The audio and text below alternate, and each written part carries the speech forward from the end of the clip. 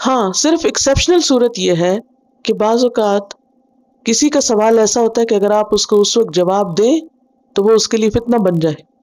کیونکہ وہ اسے لینے کے قابل نہیں ہوتا ابھی. ایسی صورت میں حکمت کے تحت اگر کچھ دیر کے لیے اس کو پوسٹ پون کر دیں، کیونکہ آپ کو ڈر ہے کہ اس وقت اگر میں نے اس کو یہ بات بتا دی تو یہ اس کے لیے فائدہ مند نہیں ہوگی، نقصان دہ ہوگی. مثلا آپ نے دیکھا ہوگا کہ بچے بعض اوقات ایسے سوال کرتے ہیں کہ اگر آپ ان کو وہ بات بعینی ہی بتا دیں تو ان کی جو چھوٹی عقل ہے ابھی وہ اس کو پوری طرح لے نہیں سکتے، ابزارب نہیں کر سکتے، وہ اس علم کو ابھی ڈائجسٹ نہیں کر سکتے. کسی خاص مصلحت کے لیے کسی چیز کو تھوڑی دیر کے لیے روک لینا اس میں نہیں آتا، یا حکمت کے تقاضے کے تحت کسی چیز پر خاموشی اختیار کرنا ایک الگ بات ہے. لیکن جان بوجھ کر علم کو چھپانا یہ اللہ کی رحمت سے انسان کو محروم کر دیتا ہے. تو یہاں پر خاص طور پر وہ علم جو کتاب کے اندر ہے، قرآن کے اندر ہے، کیونکہ کتاب سے مراد ساری کتابیں آ جاتی ہیں، پھر صرف تورات نہیں ہے، سب کتابیں. جو علم اس کتاب یعنی قرآن مجید کے اندر ہے یا اپنے اپنے وقت میں باقی کتابوں کے اندر تھا، اس علم کو اس کتاب کو جاننے والوں پر لازم ہوتا ہے کہ وہ اسے آگے پہنچائیں. تو اس آیت سے یہ بات پتہ چلتی ہے کہ علم کو نشر کرنا، علم کو عام کرنا، علم کی روشنی کو دور دور تک پہنچانا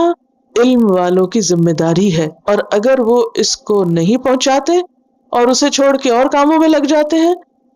تو اللہ کے ہاں ان کی پوچھ ہوگی. اور اسی طرح صرف دین کا علم نہیں، جو بھی فائدہ مند علم ہو، اگر آپ کو کوئی آسان طریقہ پتا ہو کوکنگ کا اور دوسرے کو آپ دیکھ رہے ہیں کہ وہ مشکل میں پڑا ہوا ہے، تو خواہ وہ آپ سے نہ بھی پوچھے تو آپ اس کو آگے بڑھ کر مدد کر سکتے ہیں، مشورہ دے سکتے ہیں. اسی طرح کوئی طالب علم ہے، وہ کسی کتاب کی تلاش میں ہے، کسی خاص چیز کو ڈھونڈ رہا ہے اور آپ کو پتا ہے تو آپ کا فرض بنتا ہے کہ آپ اس کو گائیڈ کریں اور وہ اپنا کام کر سکے. تو دوسروں کے لیے سہولت پیدا کرنا، ان کی رہنمائی کرنا. کوئی آپ سے راستہ پوچھتا ہے اور آپ اس کو راستہ بتا دیتے ہیں، کوئی کسی بھی چیز کے بارے میں پوچھتا ہے تو اسے مائنڈ نہیں کرنا چاہیے یا سوال کرنے والے کو جھڑکنا نہیں چاہیے. قرآن مجید میں ایک اور جگہ پر آتا ہے وَأَمَّا السَّائِلَ فَلَا تَنْهَرْ، سوالی کو ڈانٹو مت، جھڑکو مت، سوالی کے سوال کو انٹرٹین کرو، اسے جواب دو، اس کو سیٹسفائی کرو جتنا بھی تمہارے پاس توفیق ہے، علم ہے.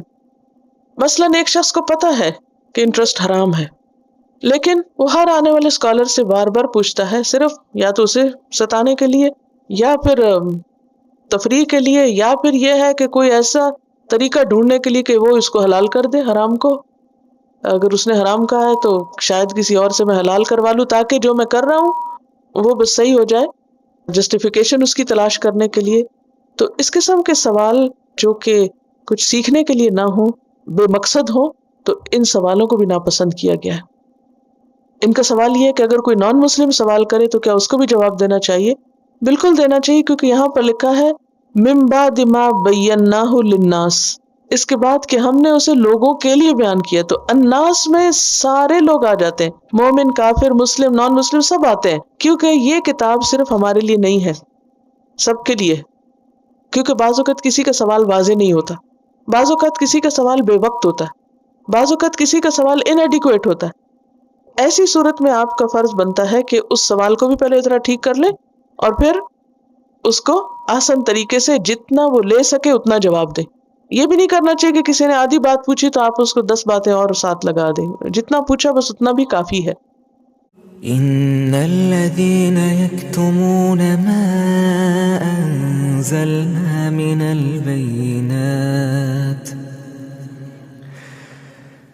البينات والهدى من